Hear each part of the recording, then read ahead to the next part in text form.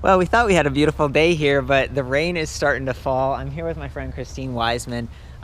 You've been in the industry for a while, and you're one of the few ladies, I think, that is running an e-bike company. This is Yes. new for you. Can you give some background on your past with e-bikes? With e-bikes were not what I thought I was going to get into. Obviously, I was actually on track to become a neurosurgeon, and so sometimes I crack up when people ask me, "Oh, how'd you get into bikes?"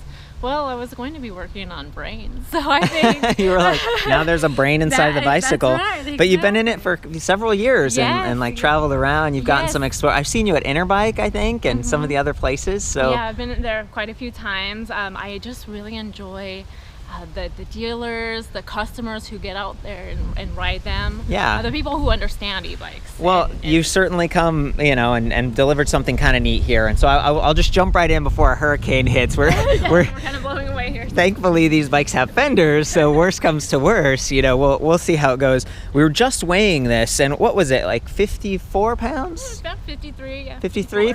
Okay, yeah, we were lifting it up. It was a little frantic. We took the battery out, 6.5 pounds. I'm just going off of the most recent things we talked about. I think that's relevant because with a folding bike, this is something you might want to put in your RV or your boat, or maybe if you have a private plane, and, weight's a consideration. But of course, the trade-offs are, this nice clean frame that she's got going on. The step over height, I would call this like a mid step. It's going to be a little bit easier to raise your leg, or if you have a dress or skirt or something, still something that feels comfortable for a wider range of riders. And I noticed that it's a telescoping stem here, so you can raise this or lower it, just like you do with a traditional seat post. And that's going to just accommodate larger to smaller riders. I believe this only comes in one frame size, correct? Yes. Okay, cool. But two colors. So we've got this nice kind of a satin white here with the branding here. Platinum e-bikes, that's the new company. And then Bond is what this is called, even though it's a 30, like threes. Is this an O, like the letter O? 3-0. 3-O-N-D. Okay, like Bond. Yeah, I'm getting a style and everything. You're a very stylish person, and I appreciate a lot of the little nuances on this bike. Just starting with integrated lights, you can see that there's a headlight right here, blaze light. Integrated meaning it's running off of that main battery pack. And then we've got a little bit more basic light back here. Can you tell me about that light, Christine? Is that one integrated, or is it? This is actually a reflector here, and this is the light. There's the light. Yes, okay, and this one's standalone. Yes, so, yes. the front headlight, that one runs off the main battery pack, which is really nice. Pretty big battery. Am I remembering right that this is like 36 volt, 14 amp hours? Yes. So that's above average. It's the biggest amperage. For a folding electric bike, that's definitely a big step up. Used to be kind of 36 volt, 10 amp hours.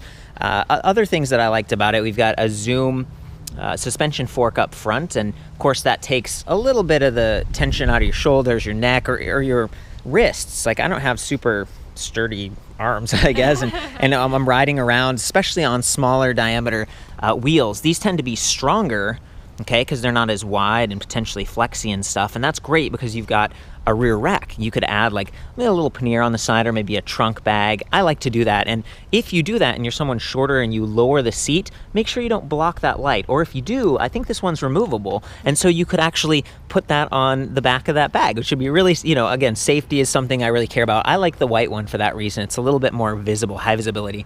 Cool metal fenders, okay, so a little bit more sturdy. Mud flaps on the front and the back, and there's a good reach distance here. So if you're steering, hopefully you're not going to have like a toe clip issue where you hit that.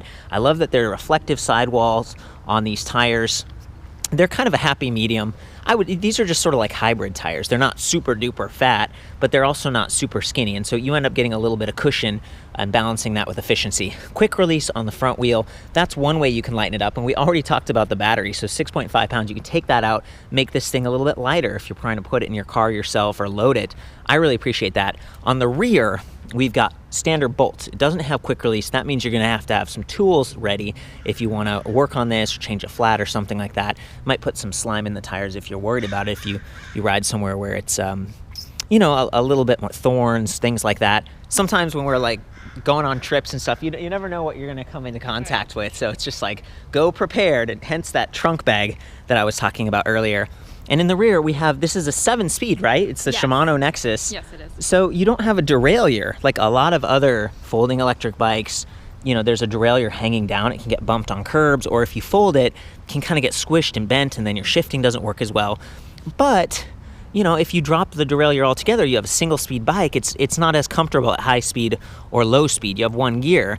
It's a big trade-off. So what she's done here is have a 7-speed, but it's all internal, so it's not going to get damaged as easily as you're moving along. And Shimano, it's a pretty decent company. They have good stuff. You've come up here to the grip shifter. It's a pretty clean cockpit, and the grip's actually kind of matching. This comes back to like a nice look. This bike has a pretty good look. You can see that the cables are bound up here. There are several more because we've got these levers with motor inhibitors, and the bike uses a cadence sensor. Sometimes those are a little slower to respond than torque sensing, but it means you don't have to push as constantly and work as hard. Plus there's a throttle mode too. The point I'm trying to make is it's nice to be able to override that and be like, stop, and the bike will respond. It'll stop. No one's going to go flying. That's a good safety feature. And the cables, pretty well managed down here. The one area, you can see the key right here. You have to put the key in and leave it in to activate the bike. This is fairly common on bikes that have like the Silverfish battery or rear rack battery. I don't see it quite as frequently on bikes like this where there's kind of a mid-mount battery, but I'm really glad it's using this type of battery because it's keeping the weight lower and more central, and it's freeing up that rack so you can put more weight back there and it blends in. The bike really stealthy that way. I might consider taking the second key off just so that it doesn't rattle around or get bumped. But, this is actually, there's enough space in here that you're not super crammed, and that might keep people from tampering with it. Otherwise, I could just come up and, I'm going to power this bike on and see what's going on. They can't do that. They need the key first. So that's a good security measure. I also like that you can charge this without taking the battery off. Sure, you can if you want. We talked about the weight a minute ago, but you can charge it right on the bike. And we happen to have a charger available right now. I believe this is like 1.7 pounds. This is a 2-amp charger, reminiscent of like a laptop charger. 2 amps is kind of, basic. It's relatively light and compact. It's another item that you could put in that trunk bag I keep talking about, just to extend your range. But with the larger battery capacity, you should be able to go pretty far unless you're really hot rodding around. So this thing comes at 20 mile per hour top speed. That's kind of like the legal limit. You can use pedal assist. 5 levels is sort of the default, or you can open it up and put 9. And you've actually done that on this display. Yes, I have. So finer increments. It's like you don't go from like low power to medium power to high power. It's like there are several shades of medium or high. I appreciate that. I like that. The pedals here, Welgo, cage style, not bad. These aren't folding, which it's kind of like, there's some pros and cons to that. If they were folding, the bike could get a little smaller, more compact. When it's folded, it is a folding bike. But then they tend to be more easily broken and not as stiff, and the platforms are smaller. That's right. That's one of the reasons why I opted for the standard pedals. They're a lot more rugged. A lot more rugged, yeah. Are there anything else? I want to give you a chance to talk about why you made some of the decisions around this bike. And Sure. One of the kind of the secret sauce about this bike really is behind the double-sided kickstand. Okay, right here. Kickstand, yes. Light Pro, yes. Scissoring. Yes, it aids in the folding of the bike, which we'll probably be showing you a little bit later. Yeah. It also is quite nice because it just folds up to the side of the bike. Yeah, stays out of the way, it stays single-sided. Out of the way. That's right. A lot of the times when they just go up on both sides, they get in the way of your feet and get in the way of folding and get in the way of everything else. So yeah. We opted for, this is really one of the top of the line folding, kickstands out there. Cool. Yeah. Well, and the roller brake is one area that, I was reading through the specs studying for this review, and I was like, roller brake. But was that your only choice given that you have an internally geared hub and like kind of a smaller frame? Yes. There wasn't enough space for the disc brakes, but honestly, there's a lot of misconceptions out there. I think the roller brake will do just fine. Mm-hmm. The disc brakes and the kind of the concentration on the disc brakes. Like mountain bikers. Yes. It's like more, and I don't think that it's necessary. Okay, the roller brake. Fair enough. Right. Yeah, and again, these wheels are smaller, and so that gives you sort of a different performance. It creates a compact ride, but it's a little bit more nimble. You can steer quickly. 20 miles per hour is is pretty fast, like when you're on a folding bike, Yes. in my opinion, you know, as someone who's I've taken a couple falls over the years. Yes. And so that's great. You might not be going quite as fast to where you need hydraulic disc brakes or whatever. These are mechanical, and you do have a disc in the front, 160 millimeter. A lot of the stopping power that is exerted comes from your front brake. So it's like, okay, we got that covered. Those, to me, they tend to be just a little slower, a little more, it's like, versus you can lock this one up if you want to. Also, you know, just coming up to the cockpit, I guess we're in a good position. Can I turn this on? Do I hold the power button for a couple seconds? And there we can see it says welcome. This is a color display, not removable, but it is adjustable angle a little bit. You can see there's a quick release here on the bars, so you can twist the bars and you could put ones that curve back if you wanted to. You know, there's a lot of options out in the bicycle world. But I do like how big it is. It should be fairly easy to read. We've got like a clock up at the top. We've got a voltage, and that's interesting. It's right next to the battery infographic, which isn't using like 5 bars. It's using smaller, like finer increments, so it looks like you'll have a better time or be more precise. And the voltage over time, if you're an expert, you can kind of start to get to know your bike and like, oh, I'm low voltage. Anyway, I'm geeking out here. Then we've got the assist level right there. We can take it down to 0. Can I hit the throttle and see if, you know, okay, so the throttle is not active at level 0, but as soon as we get to 1, there we go. So it overrides. Will you lift up the back of the bike, Christine? We can actually put the kickstand down. Let's do that. Yeah, let's do the kickstand. I'll watch you stow it. There we go. There's the scissoring action we were talking about. Okay, so I'm gonna throttle it again. Cool. And you can see that the motor, it's the mid drive right there, and it's turning that front chain ring. And then in the back, the speed that you get out, that's going to be somewhat dependent on the gear that you've chosen. But it seems like the power level is somewhat limited also by the assist level. So I'm going to go all the way up to 9, and let's see if anything changes. Oh yeah, you can hear it a little bit more, right? See it going faster.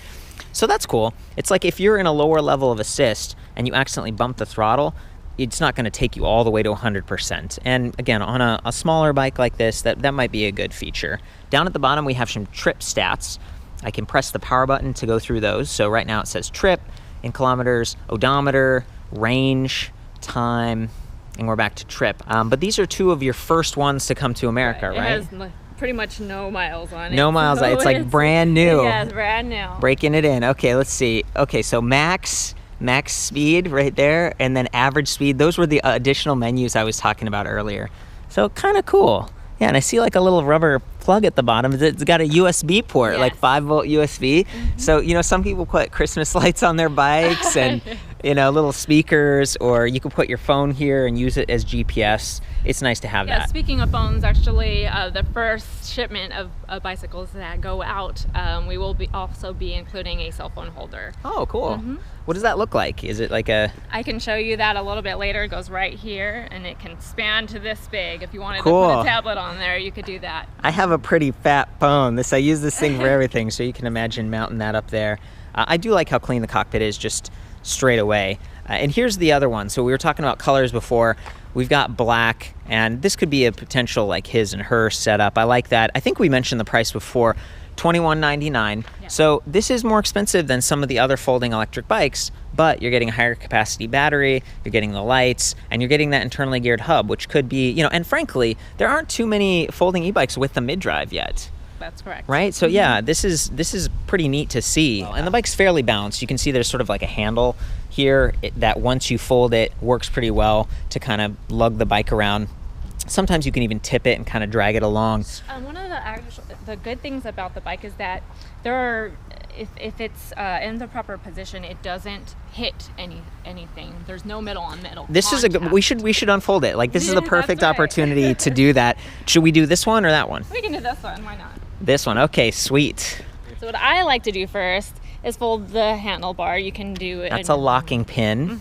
And check it out. This little piece in here can be adjusted for tightness. So over time, if you're riding a lot and it gets loosened up, you can come in here and tighten this up. And there's no hardware that's like flapping around. See how it's all connected? Go ahead and lay it all the way down, Christine. Beautiful. Look at that. So right here, you can see the touch points, just plastic, and right next to the grip. There's the other little locker. So she took that up from here and then unlock the hinge thing, and then I guess we'll kind of walk this main part backwards. Yep. There you go. Okay, cool. Can the handlebars under the seat like that. There we go. Cool. Staying up pretty well. And thankfully, we haven't gotten too much rain. We're still holding out, guys. Look at that. Not bad. Not bad at all.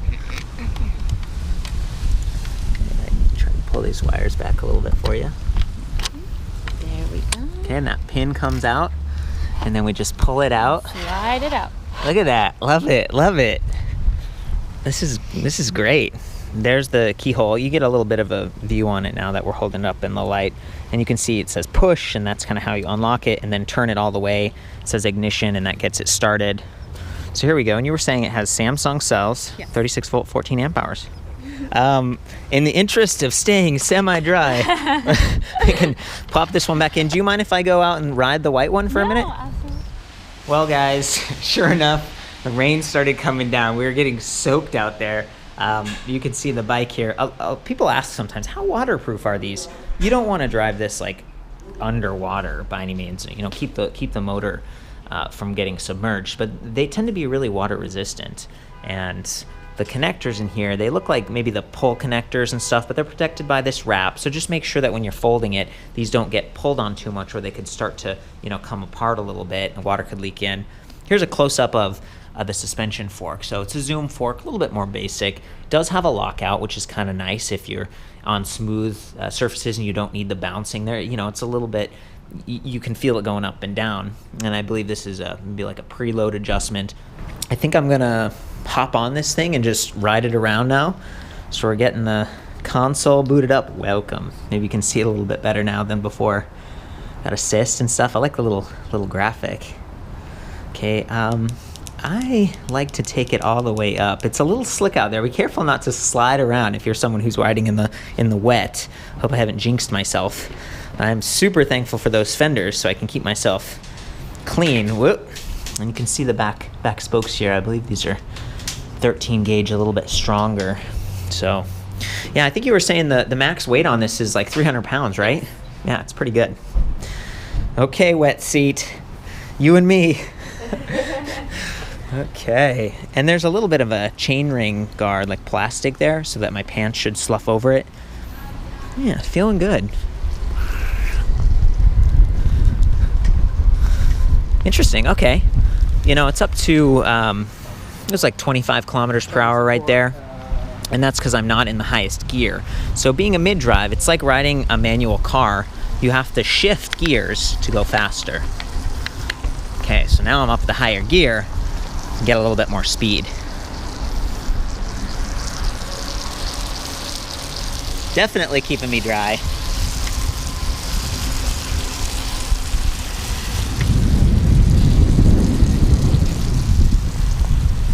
Woo! See that suspension in action. Oh, I think I have it locked out right now. Let's pull over and do some adjustments. There we go, let's try that. There we go. So again, not a ton of travel going on there. See what happens when we go the other way. Oh, I guess that's it. It's just those two positions, and you can hear it kind of clunking around.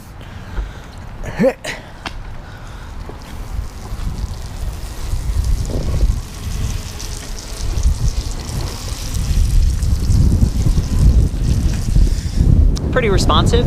That chainring continues a little bit longer than when I'm pedaling, but not much, you know. And it's being pretty quiet in these relatively low speeds. Now I'm doing throttle mode. There's kind of a cool infographic going on this display. This when I push the throttle, the red goes up, and then the blue must be speed because that rises as I go faster. Woo! There's that disc brake. Nice to be able to stop with just one hand, even when it's wet outside like that. This is fun. Let's keep going. Might have noticed a slower start there because it is a cadence sensor, so it needs to sense the rotation of those cranks. And one of the neat things about an internally geared hub usually is that you can shift even at standstill. So let's say you're climbing a hill and you have to stop suddenly for some reason, but you're in a high gear. A lot of times it's like frustrating. You're like, oh, I gotta like get going and then shift down and mash the gears and everything. So I've shifted all the way down to 1. Let's see how that works. There we go. Immediately in 1. So that does have shifting at standstill. Pretty neat feature. Whee!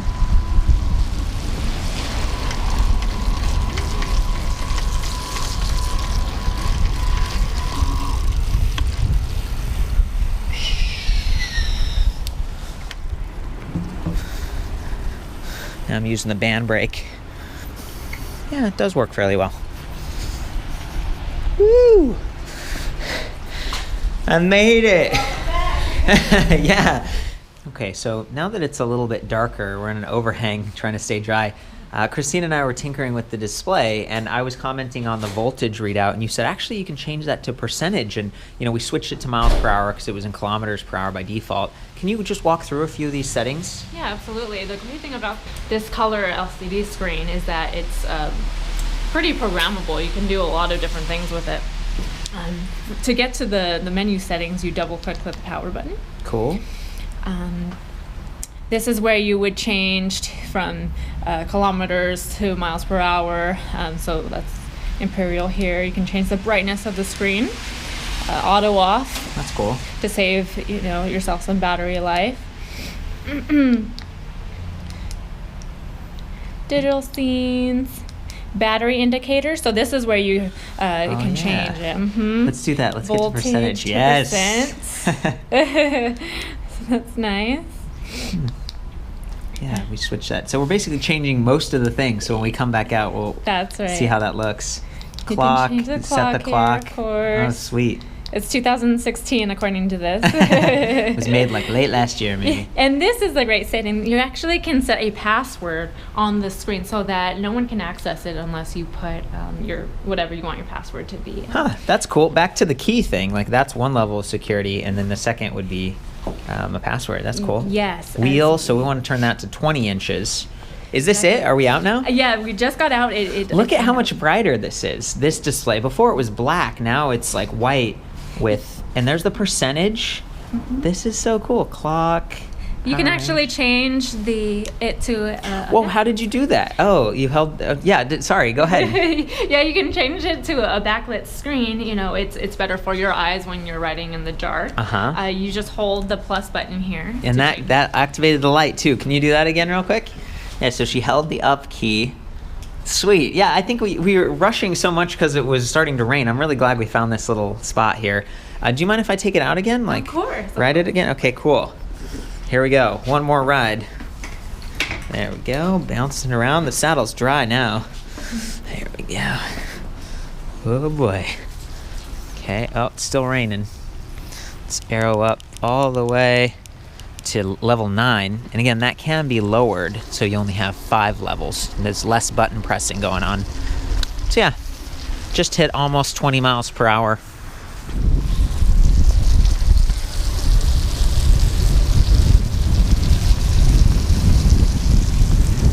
Dun, da, da, da, da, da, da, da, da. Oh, and I realized I didn't have my helmet on. Oh my gosh, what am I doing? I gotta get back there.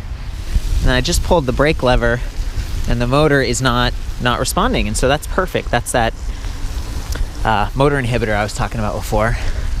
Pretty quiet too.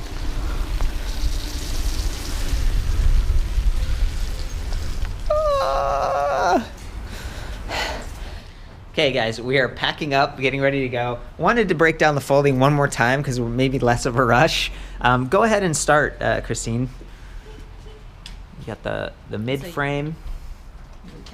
Just sort of swivels across like that. Part over. Beautiful. And it actually will stand. Yep. So you can start to move this a little bit forward here, and then you can take off the safety. Yeah.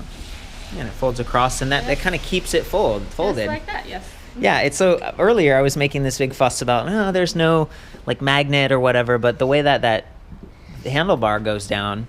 Yeah, see, it's part of the problem with folding bikes sometimes is that you have this beautiful paint job and you love your bike, and then the minute you put it in your car, it gets all scratched up only because the metal on metal parts scratch each other. And how this has been engineered and designed, there are very minimal touching parts. The only part that's actually touching right now is this rubber handlebar on the rack. Yeah, here, you got it. Here, I want to like pull on it, pretend that I'm, shaking it around a little bit. Maybe there's a touch point on the seat. We could twist that a little bit. Not bad. You're right. Rubber on metal, rubber on metal. That's cool. And it does come with a Velcro strap just for added. Does it? Okay, it comes with a little strap. Yes. Okay, perfect. I'm so glad we spent the extra time. We folded this down before, and we were trying to get it all figured out, and I was surprised. A lot of times the bikes, they twist this front wheel and then the handlebars on the outside, and I was like, is that supposed to go across? Like, how does that work? And it's neat to see this and take the extra moment. The other thing was you were kind of wheeling it around when we first got here. Can you show me how that works real quick? You can actually wheel it. Wheel it around. That way, if you're folding it here and you parked over there just like we did, you don't have to struggle and carry this thing. So here's the little handle. Carry it here, pull it, and you can actually wheel it to where it needs to go. That is nice. And right now we have the battery in it, so it's heavy. There's some weight there, as with most electric bikes. Go backwards, forwards, and that's the beauty of it. It's there when you need it. Stands up. It's not gonna fall over. Nice, thanks. I wish you all the best for the full write-up on this, including some of the extra specs and measurements and stuff. I'll see you at ElectricBikeReview.com. What's your new website? wiseinnovationtechnologies.com, or you can go to platinumeBikes.com. And I'm going to link to it at the bottom of the review, so that'll make it easy. Ride safe out there, guys, and have fun. Have fun, thank you.